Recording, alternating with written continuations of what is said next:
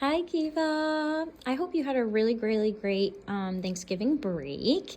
I think you said you were going to Maine, so I hope you are having a great time there and enjoying your time off from school. For your Lessonmate this week, I have a couple things I just wanted to talk about for recital and how I want you to sort of be focusing your practice for your recital piece, seeing as after this week, we only have one more lesson before our recital.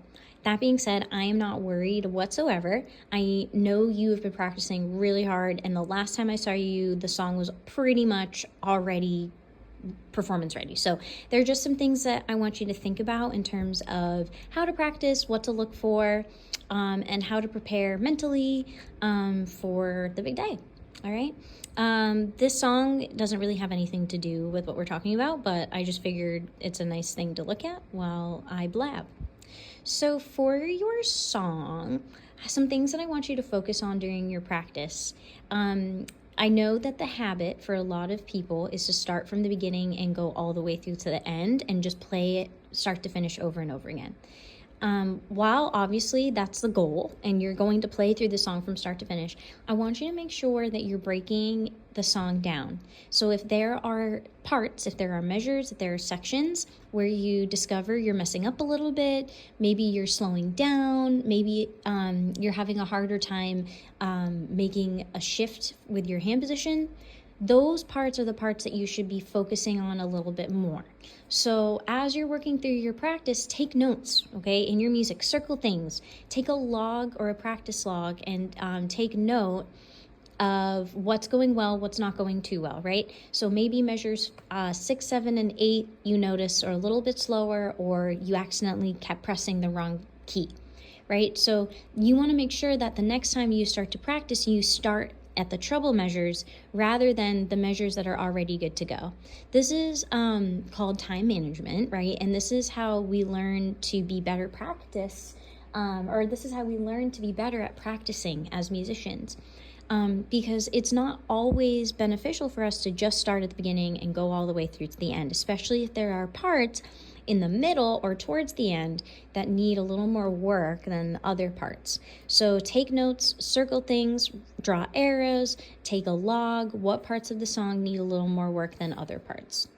Another thing that you can do is you want to make sure you get your song to a point of quality, I guess, to where you feel like you're going to be very confident even when being nervous. Meaning, I want you to know your song inside out, upside down. It's very possible that you're going to have your song memorized by the time the recital comes along.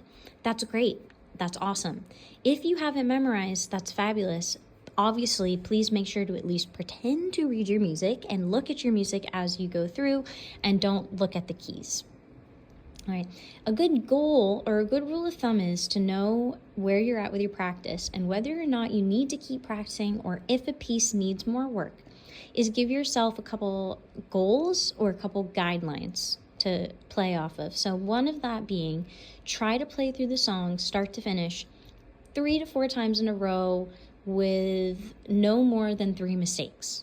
If you can play through 3 to 4 times in a row with no 3 or less mistakes, then try to play it over and over again with 2 or less. If that goes well, then try to play it over and over again with 1 to 0. If you can play through your song start to finish 4 to 5 times in a row, right after each other, with little to no mistakes at all, that's a really good indication that you know your song really well and you've practiced enough to get to the point where you should be able to perform the piece with ease. So that's a really good goal to set for yourself. Make sure you practice bowing and don't forget to bow afterwards. That's a really important component of performance. It's important to bow to our audience after we're done. It's a way to say thank you to our audience. Thank you very much for being here today, and thank you for watching my performance and taking time out of your day to be here. So don't forget to bow. Make sure you wear something somewhat nice, a little bit more dressy than, maybe a casual day at school. A recital is a chance to sort of show off what we've been learning and take our craft a little more seriously, and sort of celebrate all the hard work that we've been putting in this year. So those are all the things that I really want you to focus on between now and next week.